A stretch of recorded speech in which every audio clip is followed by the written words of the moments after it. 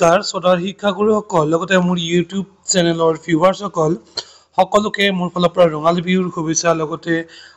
ভিডিঅ'টোলৈ আন্তৰিক স্বাগতম জনাইছো সদাৰ ভিউৱাৰ্ছসকল ৰেসপেক্টেড ভিউৱাৰ্ছসকল আজি মই আপোনালোকৰ সৈতে আলোচনা কৰিম যি মিড ডে মিলৰ নিউ কষ্ট হৈছে মেটেৰিয়েল কষ্ট এইটোৰ বিষয়ে মেটেৰিয়েল কষ্ট মিড ডে মিলৰ বঢ়াই দিয়া হৈছে পূৰ্বৰ যিটো মেটেৰিয়েল কষ্ট দিছিলে আপোনালোকৰ মিড ডে মিল প্ৰভাইড কৰিবৰ বাবে যিটো এতিয়া নাম হৈছে নতুন নাম প্ৰধানমন্ত্ৰী পোষণ শক্তি নিৰ্মাণ বুলি নতুন স্কিম হৈছে স্কিমৰ নামটো হৈছে যেটো পোষণ বুলি কোৱা হয় পিএম পোষণ আপোনালোকে মনত ৰাখিব মিড ডে মিলৰ ঠাইত এতিয়া হৈছে পিএম পোষণৰ নতুন বিল আহিছে এইখন পিএম পোষণৰ বিষয়ে অলপ কিছু কথা কৈ দিছো পিএম পোষণ এখন টোটেলি চেন্ট্ৰেল স্পন্সৰ্ড স্কিম হয় এই স্কিমখনৰ আধাৰত আপোনালোকৰ প্ৰত্যেকখন যেটো গভৰ্ণমেন্ট এডেড স্কুল আছে বা গভৰ্ণমেন্ট স্কুল আছে ক্লাস 1 to 12 আৰু লগতে বালবাটিকা মিলাই প্ৰায় 10.36 লাখ গভৰ্ণমেন্ট স্কুলৰ ল'ৰা ছোৱালীক মিড ডে মিল প্ৰভাইড কৰা হয় দুপৰীয়াৰ আহাৰ হিচাপে প্ৰভাইড কৰা হয় আৰু এই প্ৰভাইড কৰা যি আহাৰ প্ৰভাইড কৰে তাৰ ভিতৰত কি প্ৰভাইড কৰে পালছেছ ভেজিটেবলছ অইল স্পাইসেছ ফুয়েল और তাৰপিছত শাকপাচলি তেল তাৰপিছত মছলা ইত্যাদি এইখিনি যেটো মেটেৰিয়েল কষ্ট এতিয়া মূল্য বৃদ্ধিৰ প্ৰতি লক্ষ্য ৰাখি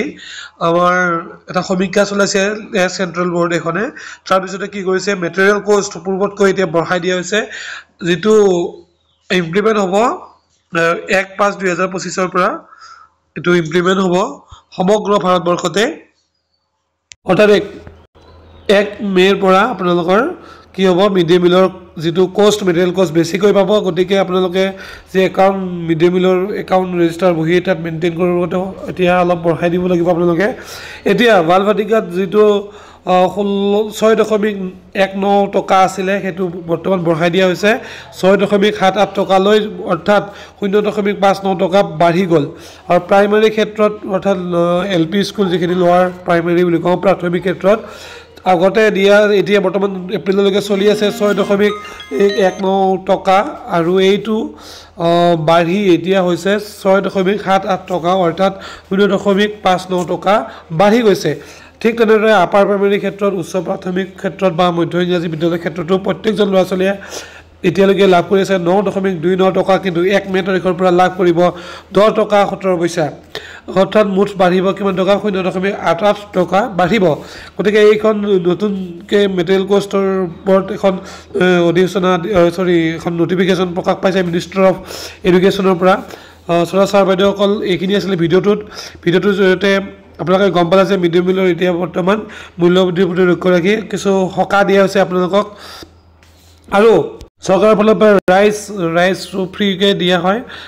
প্ৰোভাইড কৰা হয় এটো অল টোটাল মানে ৰাইস দি অল টোটাল কে টকা খৰচ কৰিছে পাঁচ স্টুডেন্ট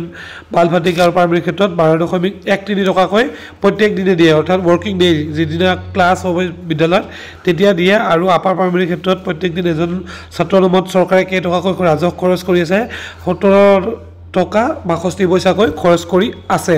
গতিকে মুঠ কিমান টকা এটা খৰচ কৰি আছে পাৰ এনাম এটো ইয়া দিয়া আছে পাৰ এনাম অৰ্থাৎ এনুৱেলি প্ৰায় 9000 কৰোৰ টকা চৰকাৰে চৰকাৰী বিদ্যালয়ৰ ল'ৰা ছোৱালীৰ বাবে মিড ডে মিল প্ৰভাইডৰ কাৰণে খৰচ কৰি আছে আৰু এই টকা খৰচ কৰাৰ মূল লক্ষ্য বা মিড ডে মিল প্ৰভাইড কৰা পিএম পোষণ প্ৰভাইড কৰা মেইন লক্ষ্য উদ্দেশ্য কি সুধিলে আপোনালোকে ক'ব লাগিব যে the scheme aims providing nutritional support and enhancing school participation of student বিদ্যালয়ৰ ল'ৰা ছোৱালী যাতে বেছিকৈ আহে তাৰ প্ৰতি লক্ষ্য ৰখা হৈছে আৰু লগতে পুষ্টিকৰ খাদ্য যাতে শিক্ষাৰ্থীসকলে পায় আপাৰ প্ৰাইমাৰী লেভেললৈ অৰ্থাৎ ক্লাস 8 লৈ তাৰ প্ৰতি চৰকাৰে আমাৰ কেন্দ্ৰীয় চৰকাৰে লক্ষ্য কৰিছে